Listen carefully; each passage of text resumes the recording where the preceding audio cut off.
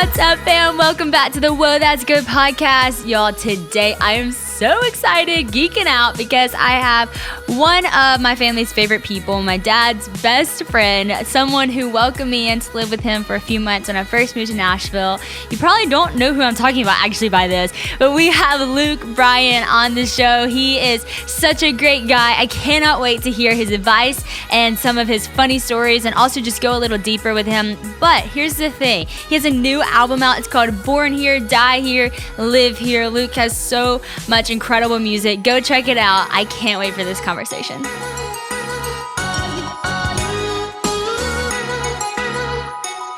Thank you so much for taking time. We are so excited. We can jump right into the question that is the question of the Whoa, That's Good podcast. What is one of the best pieces of advice that you've ever been given? Woo, that's a great question. I mean, and I'm sure in your family, you've been given so much advice. And Oh, yeah. a piece of advice that has always stuck with me is my dad, when I was a little boy, he always said, do it right the first time and you will not have to go back and do it over again. That's good. And now, have I completely lived by that?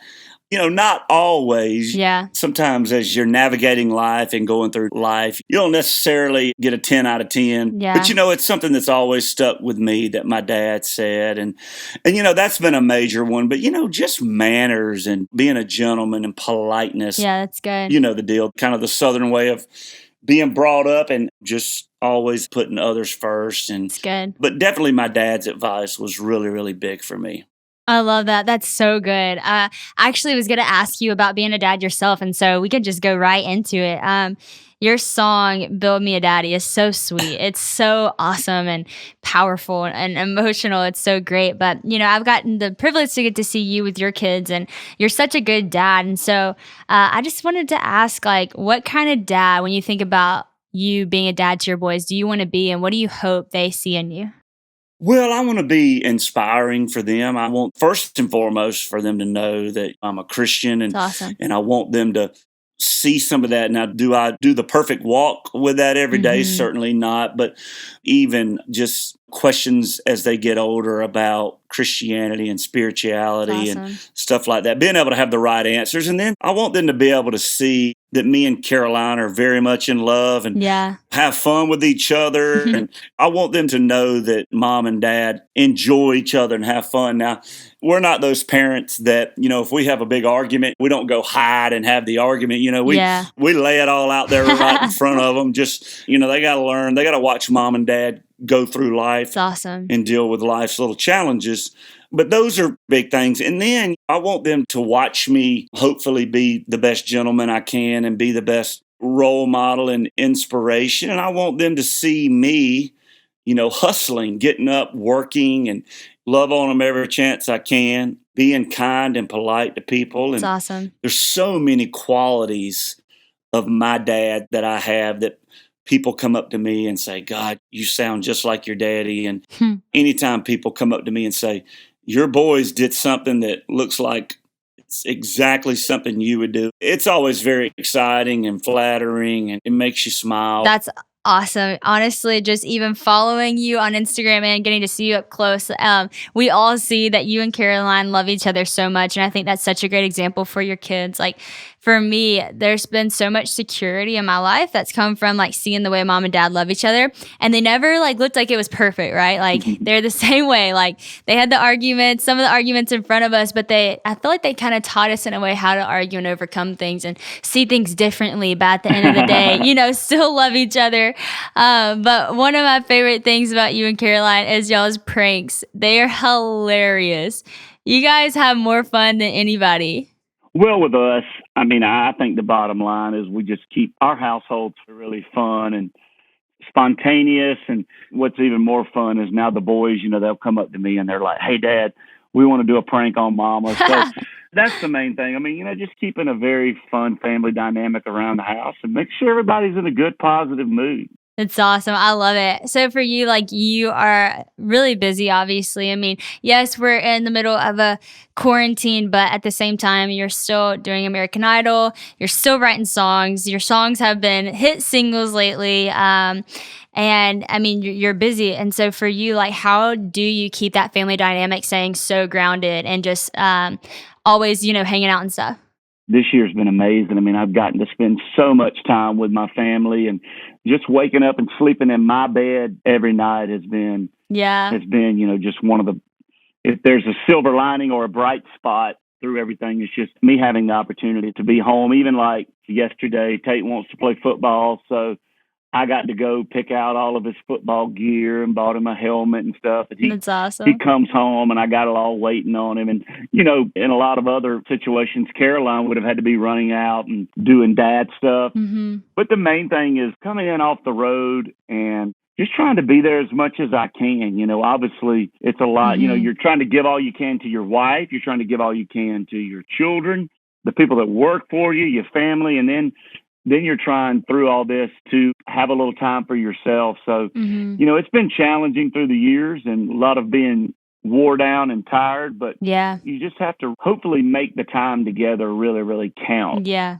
it's awesome. Like I said, for years when I come off the road, I mean, there's been many times I'll go get the boys out of school around 1 p.m. and go take them hunting or fishing or something because I knew I was going to be out of town for several days. And so Yeah, sometimes it's just really important to go grab them out of school and just spend a couple of hours with them. yeah, that's awesome. You never have the right formula, but the main thing is just trying to keep your energy level up and hopefully be the best dad you can and the best husband you can. I love that. It's so much intentionality. I think whenever we're so busy, like it just takes being intentional. And I love that. Like just go get them out of school, go football shopping with them, whatever it takes to stay close as a family. And my dad, he's been cooking a lot lately. He's a expert chef in the kitchen. And it's funny because like I've always just thought, dad just like cooks for us. That's what he does. But recently I've like noticed, no, dad like intentionally cooks for us because that's how he like Yeah. that's how he loves on us. That's how we spend time together. And so those things are so seen. Obviously you're from a really small town. You didn't you grow up on a farm or by a farm? Kind of farm life living?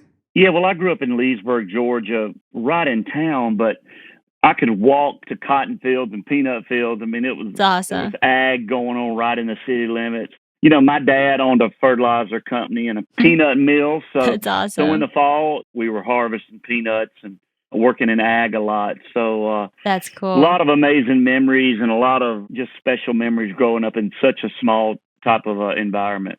That's awesome. So I'm assuming growing up there, you probably didn't ever think that your life was going to pan out the way that it did, or maybe you did. Going from that to being one of the biggest country music artists, and then a judge on American Idol, and all the things that you do.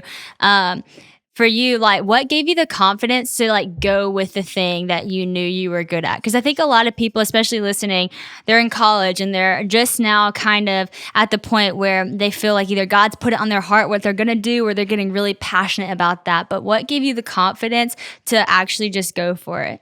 The main thing that really was the motivating factor for me to go chase my dreams was I had a lot of support. I had a lot of support from my family and my friends, and they were very, very encouraging. While you're young, that's your time to really go for it. Yeah, If there's something you dream about, don't let life and people and don't let other little things deviate you from your path. it's good. Pick that thing that you love, that when you wake up, you can do it 24/7 and it Hmm. never feels like work. It feels like just it's a part of you. It's awesome. It took a lot of encouraging to get me from Leesburg, Georgia to Nashville. Hmm.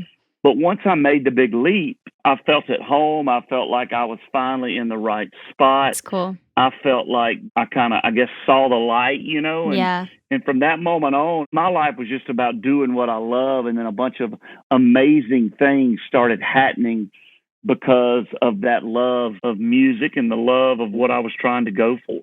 Yeah, that's awesome. I love that. I love that it came from the place of like something you truly just loved and were passionate about, and that the people around you were the ones that pushed you into it. For you, I think, sometimes when people see you or see anybody in your position, like they see you now and they don't know like the story or the journey that you've been on. And so, obviously now you seem super confident in what you do, but was there ever a point where you were like nervous or scared, even performing or going to Nashville? How did you overcome that fear that might would have wanted to tell you, no, don't do this is scary? Oh my gosh. I mean, there's so many different levels of being scared. I remember moving to Nashville and meeting these other talented writers and singers that were so much better than me, but it really motivated me to try to work harder and do what I can to overachieve and be better than my peers. It's cool. It's amazing. I mean, when you look at all of the big hurdles along the way, I mean, the one thing that was always constant is just saying a prayer and asking God to get you through these challenges. It's cool. There's been so many times, like my first time I performed on the CMAs, me and my band, we huddled up and you say a prayer. Wow. And you go out there and you give it your best. That's awesome. I look at so many moments in my career where I didn't do the best I could, but the people and the fans are forgiving too, and understanding that you don't have to try to be perfect every day. Yeah. So I think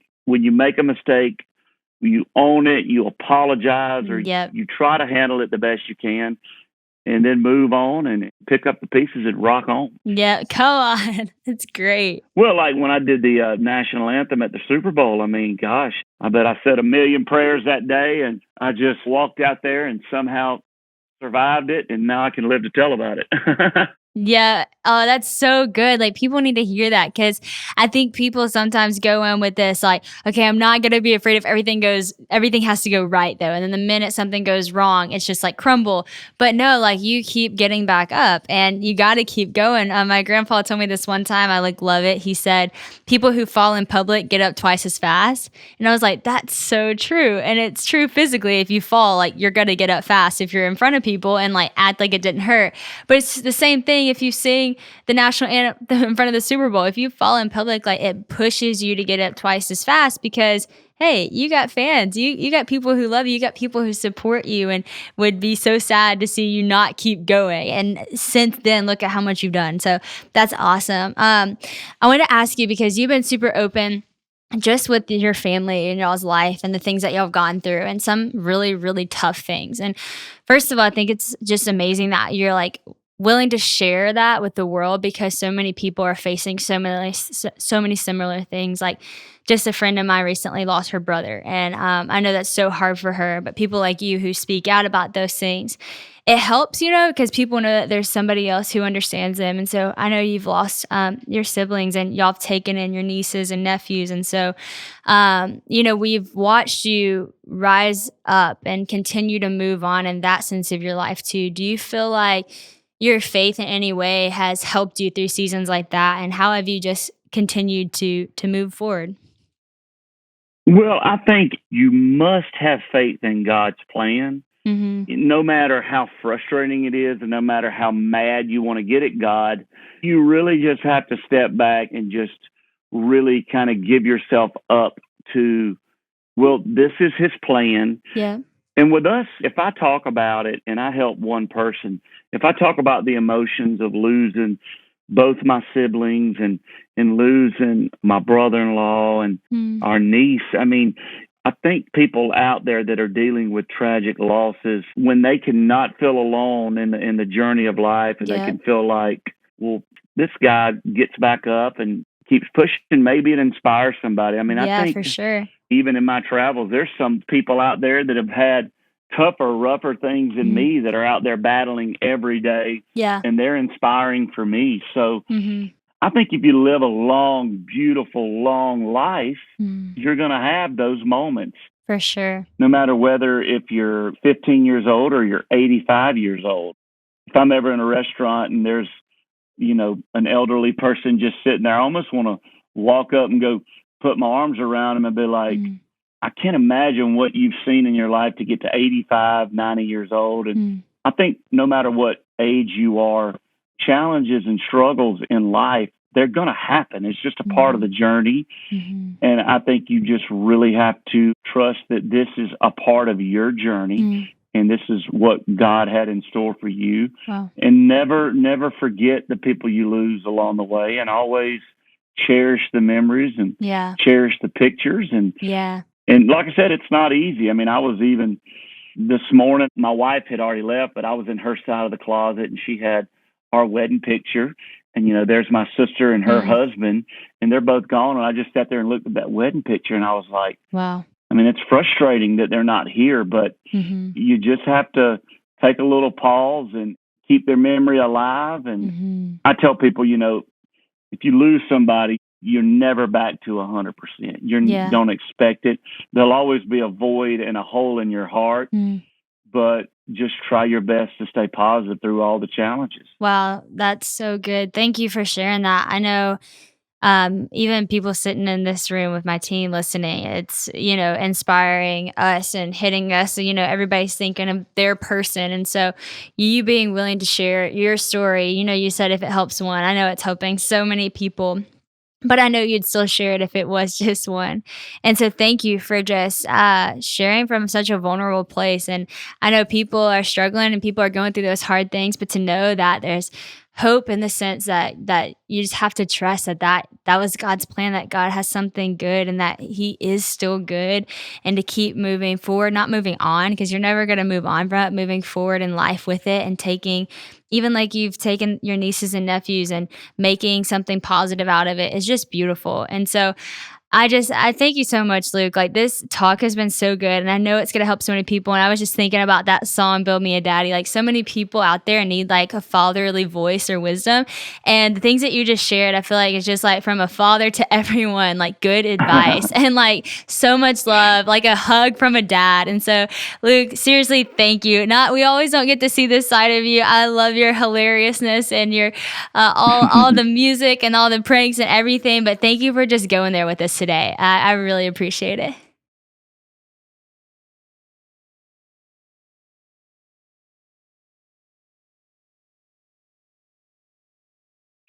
Well, you're welcome. And listen, thank you for all you do for so many young people out there, and all the inspirational stuff you do. And it's fun knowing you when you were, just a young girl, and now to see you blossom into such a wonderful woman doing so many great things. It's really, really amazing. And don't stop the fight. I appreciate it. Thank you. Those words mean so much. Thank you so much, Luke. Seriously. You're welcome, babe. Thank you. Thank you.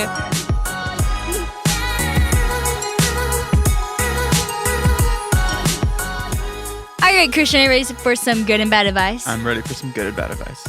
All right, let's go. Here on the Whoa, That's Good podcast Instagram, we have some good and bad advice sent to us. What do you think about this?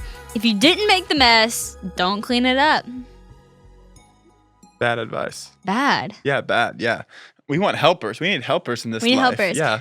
Did your mom ever sing to you, clean up, everybody clean. Everywhere? It was some form of that song. Clean up, you learned the more articulate version, I guess. Share. What did you learn? Clean up, everybody clean up. Maybe that was for the less educated kids. Maybe your mom forgot the words. Maybe she did. Maybe you forgot the words. Maybe I forgot them. But the point is, everybody clean up, everybody everywhere, everybody do your share. Yeah, that's so true. Yeah. That's much better lyrics. The point is the same. Clean up. Okay, I like it. We got to a good place. All right, next question. Victory, or not really a question, statement. Victory is always possible for the person who refuses to stop fighting. Yeah, the underdog. But is it really always possible for the person that refuses to stop fighting? It's not always possible. Yeah. I would say, obviously, victory in Christ, like you can always come out victorious, yet if you're still fighting, you're in like a hard place. But practically speaking, like, there are some things that are worth fighting for, and they're in like marriage, obviously. And then there are some things like dating relationships that aren't healthy for you, that you just actually don't need to keep fighting for if it's not right. Yeah, that's so true. And I think I think a lot of times our culture tells, don't ever give up. But sometimes there is wisdom in giving up. If the outcome doesn't look promising or right or what. Or not even giving up, but just shifting. Just shifting, yeah. Pivoting. We talked about that on last week's episode. Pivoting seems like the word of the year. It is the word of the year. Just pivot. All right. Just pivot. Just pivot. Here's a song. All right, Kristen, last thing I want to run by you. Keep your face always towards the sunshine. Always. You Jesus is the had sun. like 10 songs you could have done with that song, The Sunshine. I'm walking on sunshine. But no, I mean, I think Jesus says that we are to be bright lights, and I think that if we're facing Him, then we're radiant. There's the verse that says we're radiant, and I think it's that idea of always. Just, why are you laughing? That's some wisdom. That was the straight wisdom. It was just funny because I knew you were trying to do the verse, and there's a verse that says you're radiant. I can't remember the verse, but it's something about radiance and the sun.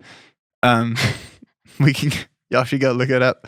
But no, it's true. I mean, I think that if we keep our gaze fixed on Christ, then we are going to be bright lights, and that's what He calls us to be. That's good. Actually was straight wisdom. And I think it was whenever it talks about how Moses went and met with the Father. Yeah. And he came back and his face was radiant. Yeah, the transfiguration. Because he had been like meeting with the Father. And so like we do want to keep our face on the sun. We want to keep our face towards the Father. And hopefully the light that we are seeking is now shining off of us and through us. Yeah. So that was wisdom. Yeah. But it's just funny because I know you so well. And I think like people put a lot of pressure on themselves. Like, how do they know like the whole Bible verse? Yeah. And so it's just funny to be like, you totally just sometimes forgot like that just one. be like, okay, verses on radiance in the Bible. Yeah. Type into Google. But also use wisdom because that was not necessarily smart just to go stand outside in the sun and that'd be blinding. So use wisdom. Wear sunscreen. Wear sunscreen. Oh, Close your eyes when you look at the sun. All right, kids, this has been a great good and bad advice. Yeah. Thanks for sending it into the What's Good podcast. Hope you have fun with me and my husband. I know we did, and we'll see you next time. Bye.